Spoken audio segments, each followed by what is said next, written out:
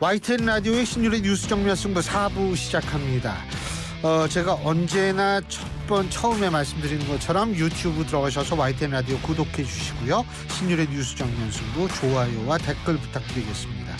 자, 신율의 뉴스 정면 승부 수요일 4부 순서는 오늘 하루 정치권에서 가장 주목받는 키워드를 알아보는 코너죠. 키워드로 보는 승부인데요. 자, 오늘도 함께해 주실 두 분 소개해드리겠습니다. 김민아 시사평론가 나와 계십니다. 안녕하십니까? 안녕하세요. 예, 그리고 김용태 전 국민의힘 최고위원이십니다. 어서 오십시오. 네, 국민의힘 김용태입니다. 예, 오늘 기쁜 날이죠. 기분 좋으시죠? 나이가 어려져가지고 젊어져. 그렇죠. 나이를 무관심하게 사시는구나. 사실 그렇습니다. 예, 나이를 잊고 사시는군요. 저 오늘이 내일인지 뭐 어제인지 그것도 잘 모르겠고. 네. 생일이 지나셨어요? 올해? 생일이 올해는 지나지 않았습니다. 아, 그럼 2살 젊으신. 야, 어떡하지? 저도 2살이죠. 저는 생일이 굉장히 후반. 아니, 저희 근데 대선 때 이 공약을 내세웠을 때 가장 국민들께서 어떻게 지지해 주셨던 공약 중에 하나예요. 만 나이로 바꾸겠다는 공약이. 그렇죠. 기분이 젊어지니까 네. 그러면은 외모도 젊어져요. 네. 소확행 공약이라고 저희가 내세웠던 건데 예. 굉장히 반응이 뜨거웠었던 건데 오늘 이렇게 시행돼가지고 기껏 2살 먹었는데 다시 또 2살을 먹어야 된다니 좀 그러네요. 2살을 먹었는데 무슨 뜻인지 차차 제가 여쭤보겠습니다. 자, 수능 얘기.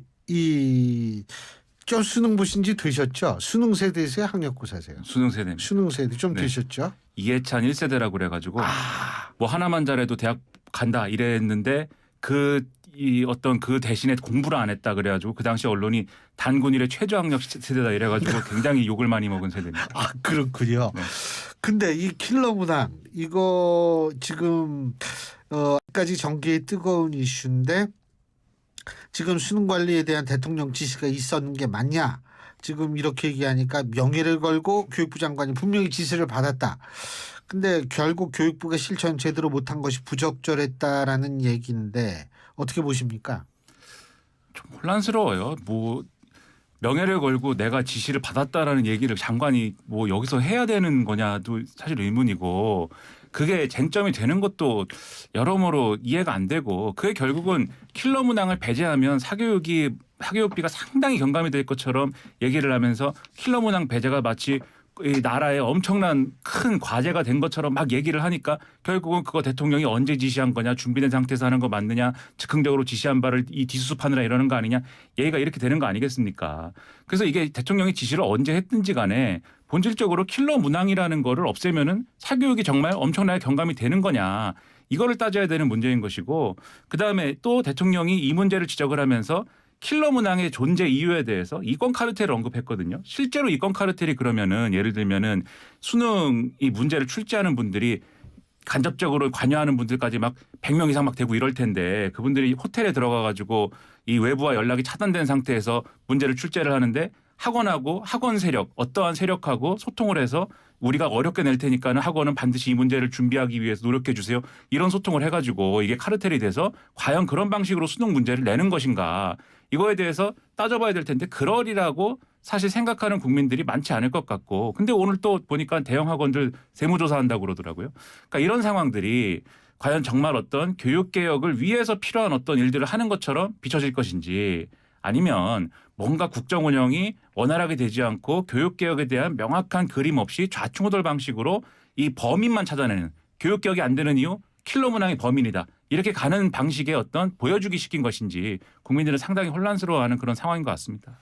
예, 김용태 씨. 저는 이 시점에 국가교육위원회가 무엇을 하고 있나가 좀 궁금합니다. 그러니까 이러한 합의에 대한 문제인 거잖아요. 교육 정책에 대한. 그런데 이것을 합의를 하라고 국가교육위원회를 만들어 놨는데 지금 도대체 국가교육위원회는 이 사태가 있었고 나서 지금까지 무슨 일을 하고 있는지는 잘 모르겠습니다. 그래서 이러한 문제는 뭐 좀 국가교육위원회 차원에서 합의도 하고 수기도 하고 해서 뭔가 혼란을 좀 수습할 수 있는 방향으로 가야 되는데 오히려 이런 물론 대통령하고 교육부가 발표했던 그 내용은 이제 국민들께서 반대할 국민들이 어디 있겠습니까? 공교육 정상화하고 학교에서 배운 내용으로 이제 변별력을 충분히 줘서 수능을 치르겠다는 내용, 그 내용 자체는 뭐 대다수의 국민들이 동의하실 거라고 생각되고요.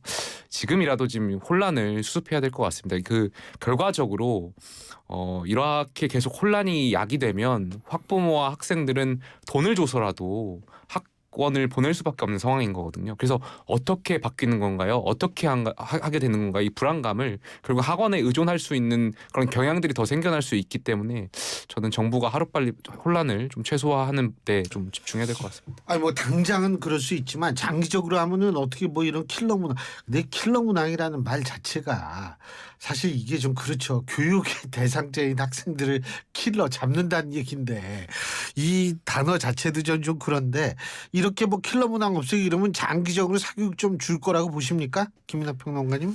이게 이제 복잡한 문제인데요. 그러니까 킬러 문항만 없애는 걸로 끝내면 사교육비가 뭐 줄겠습니까? 사교육계라는 데가 오늘 비 오면은 우산 파는 것이고 내일 해 뜨면 양산 파는 데인데 킬러 문항이 있으면 있는 대로 없으면 없는 대로 거기 맞춰가지고 하는 것이죠. 그런데 이게 이제 어떤 사교육 비용을 줄이기 위한 큰 어떤 청사진 그리고 그러한 계획의 일환으로서 입시 제도부터 시작해가지고 지금 고교 서열화, 대학 서열화, 그다음에 나아가서는 유치원 서열화까지 이걸 다 타개하는 어떤 큰 그림 중에 하나가 이번에 좀 도출적으로 나왔는데 앞으로 이 큰 그림을 다 해나갑니다. 이런 그림이면 그래도 사교육비도 줄고 교육이 좀 많이 개선이 될 거야. 이렇게 기대할 수가 있을 겁니다. 근데 지금까지 나온 모든 얘기들을 종합을 해보면 그런 것도 아니에요. 또 보면은 그런 것도 아니고 오히려 지금 대통령이 이렇게 얘기한 걸 어떻게든 말이 되는 얘기로 만들기 위해서 움직이고 있는 거 아니냐 이런 의심만 사고 있고 이조 장관 뭐 대통령한테 많이 배웁니다. 이렇게 얘기를 했다는데 이조 장관 인생의 상당 부분이 교육 문제에 대한 어떤 전문성을 기반으로 한 그러한 이제 인생을 살아왔는데 대통령에게 교육에 대한 많은 것들을 배운다 이렇게 얘기하는 이 상황 그리고 여당의 정책위 의장의 박대출 의원이 대통령은 입시 교육 전문가이다라고 얘기하는 이런 상황 이것을 어느 국민이 이러한 어떤 큰 교육 개혁을 추진하는 과정에서 나오는 어떤 잡음이다라고 이해하겠습니까? 그 전이 걱정이라는 것이죠. 김영태 최고위원. 뭐 킬러 문항을 없앤다고 해서 사교육이 줄어들 거라고 생각하진 않아요. 물론 이제 킬러 문항을 대비했었던 그 사교육 시장은 뭐 없어질 수 있겠지만 조금 전에 말씀드렸던 것처럼 사교육 시장은 굉장히 정부의 정책에 따라서 새로운 또 어떤 빈틈을 파고들어서 계속해서 있어 왔었잖아요. 역대 정권이 사교육을 잡겠다고 했지만 사실 사교육을 잡는 데 실패했던 것도 있었고요. 그러니까 저는 정부가 정책 방향을 보다 확실했으면 좋겠어요. 사교육을 잡겠다라고 하는 것보다는 공교육 정상화에 좀 방향을 설정해야 되는 건 아닌가. 결과적으로 학교 수업이 부실하거나 잘 안 따라가다 보니까 학원에 의존하는 경향들이 있다 보니까 학교의 어떤 교육, 공교육을 정상화하는 데 보다 좀 집중해야 되는 시점 아닌가 근데 생각합니다. 그게 제일 우려되는 게 이렇게 막 논란만 크고 막 왔다 갔다 하고 결국 남는 거는 킬러 문항만 없어졌다. 이것만 남고 이게 교육개혁이다. 이런 게 제일 안 좋은 거예요. 그게 뭐 교육개혁입니까? 그건 문항 킬러입니다. 킬러 문항을 문항 킬러로 끝나면 안 된다. 천천살인이 이런 거죠. 예? 킬러 문항과 문항 킬러. 이야, 멋진 말씀이세요. 예. 자, 문항 킬러인지 킬러 문항인지 이 얘기는 여기서 접고 이낙연 대표 얘기 좀 해보죠. 이낙연 대표 어떻게 지금 역할론이 나오고 있는데 그리고 이제 추미애 전 장관도 요새 좀 활동을 다시 시작하는 것 같아요. 근데 추미애 전 장관이 윤석열 정부의 탄생에 책임이 있고 정계 복귀보다는 성찰이 먼저다 이런 얘기를 했다고 하더라고요. 이유가 뭐라고 보세요? 추미애 전 대표께서 대표 시절이었나요? 과거에 제가 언제 2년 전 2021년도였던 것 같은데 그때 당시에 죽비로 쳐달라고 이제 글을 올리셨던 적이 있었는데 유효타가 잘 안 나왔던 것 같습니다. 정신을 더 차리셔야 될 것 같고요. 아니 본인은 뭐 책임 없습니까? 본인도 야당 그 당시 대표였고 당의 대표였고 법무부 장관을 하시면서 어떻게 보면 문재인 정권의 잘못되는 길에 본인도 어떻게 보면 역할을 하셨던 분인데 이낙연 전 대표를 향해서는 비판하고 본인은 뭐라고 하셨죠? 본인은 뭐 또 어떤 역할을 하겠다는 식으로 그런 뉘앙스로 말씀하는 것은 사실 아전인수격의 해석이라고 생각되고요. 그리고 오히려 이재명 대표를 향해서는 뭐라고 하셨죠? 간디?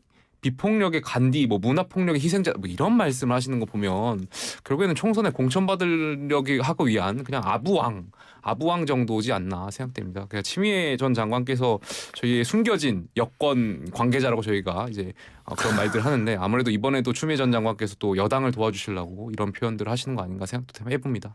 김민하 평론가. 이 정권 탄생에 어떻게 보면은 큰 공을 세운 인사 중 한 명입니다. 추미애 전 대표가. 이른바 추윤 갈등이라고 있었지 않습니까? 전 평론가 인생 중에 그렇게 힘들었던 시기가 없습니다. 매일같이 이 상황이 왜 이렇게 되는지를 설명을 해야 되고 그걸 왜 이게 안 끝나는지 왜 이 갈등은 끝나지 않는지를 얘기를 했어야 되는데 합리적으로 설명이 안 됐거든요. 그리고 제가 듣고 보고 느끼기에는 그 당시에 민주당 집권하고 있는 민주당과 집권 세력 내에서도 이걸 어떻게 해야 되나 전전긍긍하고 이게 왜 이렇게 되는가 여러모로 의문에 빠지는 그런 상황들이 연이어서 있었습니다. 그 동력을 가지고 추운 갈등에 그 무수한 그 의문들을 가지고 그걸 동력으로 삼아가지고 윤석열 대통령이 오늘에 이르게 된 거잖아요, 사실. 그렇다고 하면은 이걸 뭐 그런 책임론 이런 걸로 얘기할 건 아닌 것 같고요. 다만 이제 추미애 전 대표의 의도는 명확한 것 같아요.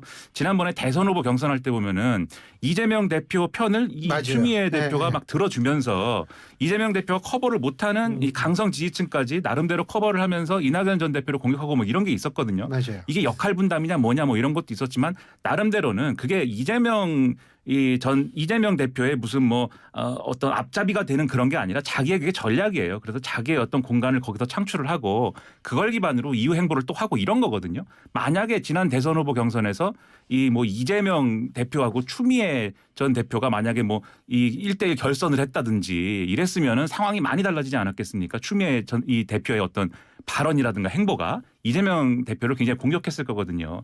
이번에도 비슷하다. 그래서 총선 앞두고 공천도 있지만 총선을 아우르는 그런 상황에서 누가 이재명 대표와 함께 지금의 민주당의 지도자급 인사가 될 것이냐의 이 경쟁 구도가 있는 것 같아요. 그래서 이낙연 전 대표가 움직이는 것도 공천 하나 받으려고 움직이는 거겠습니까? 그게 꼭 대선 후보냐 뭐냐 이런 것까지는 이른 얘기지만 나름대로의 어떤 큰 어떤 존재가 돼야 된다는 계획이 있는 거잖아요. 마찬가지로 그러한 맥락에서 추미애 전 대표도 움직이기 시작했다 이렇게 봐야 될 것 같습니다. 지금 공천 말씀하셨는데 총선 출마할 거라고 보세요? 추 전 대표? 뭐 지금 말씀들 하시는 거 보면 출마하실 것 같지 않으세요? 그러니까 저는 출마할 것 같아요. 근데 말씀하신 거 약간 법무장관까지 하셨고 긍정적일까요? 부정적일까요? 야당의 입장에서 뭐 국가 전체로 봤을 때 저는 당연히 부정적이라고 생각해요. 물론 뭐 본인의 참정권을 제가 평가하는 것 자체가 좀 그렇지만 아니 참정권은 본인의 결단이지만 그 영향은 뭐 부정적이겠죠. 예. 당연히 왜냐하면 아니 장관도 하시고 법무장관도 하시고 당 대표도 하시면서 결국에는 뚜렷하게 어떤 개혁 성과라든지 보여주지 못하셨잖아요. 근데 뭘 더 하시겠다고 국회를 출마하셔가지고 무슨 역할을 하실지는 잘 모르겠는데 저는 국가 전체로 국민 전체로 봤을 때는 후배들한테 길을 터주시는 것이 보다 더 낫지 않을까에 대한 생각도 있고요. 네, 그렇게 생각도 해봅니다. 예. 이게 조국 전 장관 출마 얘기랑 비슷한 얘기예요. 그러니까 민주당 입장에서 보면 지난번에 이재명 대표가 교섭단체 대표 연설할 때 저는 상당히 이게 좋은 대목이다라고 생각한 게 그 과거에 민주당과 싸우겠다 이렇게 얘기를 했거든요. 그러니까는 이전에 이 정권을 잃게 된 배경에 사람들이 이 유권자들이 민주당에 대한 신뢰를 거둔 게 있는 것이고 그 신뢰를 거둔 이유는 전 정권 시기에 못했기 때문이지 않습니까? 그리고 이 사람들이 그걸 비판할 만한 어떤 장면들을 계속 제공을 했기 때문 아닙니까? 그게 이제 조국 전 장관 출마나 이런 것과 엮이면 예를 들면 이렇게 되는 거예요. 이번에 다가오는 총선을 민주당은 과거와는 다른 새로운 민주당입니다. 여러분들이 이전에 우리가 정권 잃을 때 그 민주당 생각하면 안 됩니다. 이렇게 주장을 해야 되는데 추미애 전 장관 출마하고 조국 전 장관 출마하고 만약에 이렇게 되면 어느 당 소속으로 가든지 간에 그러면은 국민의힘 다 그 얘기 할 거예요. 전 정권 아직 청산이 안 됐다. 전 정권을 확실히 청산해야 되기 때문에 우리한테 다수의 석을 몰아주십시오. 이렇게 얘기해야 될 것이고 그 프레임이 이러한 이제 이 후보들 때문에 먹히게 되는 상황이 올 수 있단 말입니다. 그래서 제가 볼 때는 민주당 입장에서는 별로 좋을 거 없는 카드가 될 것인 건데 민주당 근데 한편으로는 그런 생각할 거예요. 결국 이 총선이라는 거는 지지층을 얼마나 결집시킬 거냐의 싸움인데 아직도 민주당의 강성 지지층은 추미애 전 대표라든가 이런 카드 굉장히 긍정적으로 보거든요. 그거 포기 못할 가능성도 있다고 보는데 그 지지층이 그러면 예를 들면 총선 가서 민주당에 투표를 안 하겠습니까? 추미애 전 장관이 출마 안 한다고 해서 그런 것까지 종합적으로 고려를 해서 정무적인 판단을 제대로 할 필요가 있는 문제다라고 생각을 합니다. 지금 조국 전 장관 얘기를 하셨는데 지금 여론조사 업체죠. 국민리서치그룹 웨이스 리서치에 의해서 뉴시스가 25, 26 이틀간 전국 성인 1,019명을 대상으로 한 여론조사를 보면 조 전 장관의 출마에 대해서 찬반을 물었는데 반대가 53.1%예요. 찬성이 33.7%였습니다. 조 전 장관 팬덤도 많은데 어떻게 보세요 이거는? 그러니까 뭐 상식적이라고 저는 생각돼요. 이 결과 자체가. 그러니까 조국 전 장관께서 대한민국의 공정이라는 어떤 새로운 시대 정신을 내신 분이잖아요. 국민들께 상대적 박탈감도 주셨고. 근데 아직까지 뭐 입시 비리 의혹과 관련해 가지고 반성을 제대로 안 하고 계세요. 굉장히 당당한 태도를 계속 취하고 계시고 이러한 태도 반성하지 못한 태도에서 국민들이 이분이 만약에 국회의원 출마하신다면 당연히 뭐 좋게 보실 국민들은 많지 않을 거라고 생각되고요. 당선은 될 것 같아요. 당선은 좀 다른 문제겠죠. 당선은 아마 뭐 지역에 따라 다르겠지만 당선은 또 될 가능성이 높다고 생각해요. 근데 그것이 국가 전체적으로 정치적으로 봤을 때 약간 오히려 마이너스가 되는 부분이라고 생각되죠. 예. 그러니까 그 여론조사 결과를 보면은 이렇게 해석을 해야 될 것 같아요. 아마도 국민의힘 지지층은 조국 전 장관 출마 찬성합니까라고 물으면 당연히 반대합니다라고 얘기를 간단하게. 하겠죠. 예. 그런데 이게 반대가 더 높게 나온 것은 지금 민주당 지지층 중에서도 조국 전 장관 출마했을 때 도움 안 된다라고 느끼는 사람들이 있다는 겁니다. 예. 그게 이제 반영됐다 이렇게 보면 될 것 같고 그거에 근거해 가지고 올바른 판단을 하기를 기대를 해보겠습니다. 알겠습니다. 자, 오늘 두 분 말씀 여기까지 듣죠. 고맙습니다. 감사합니다.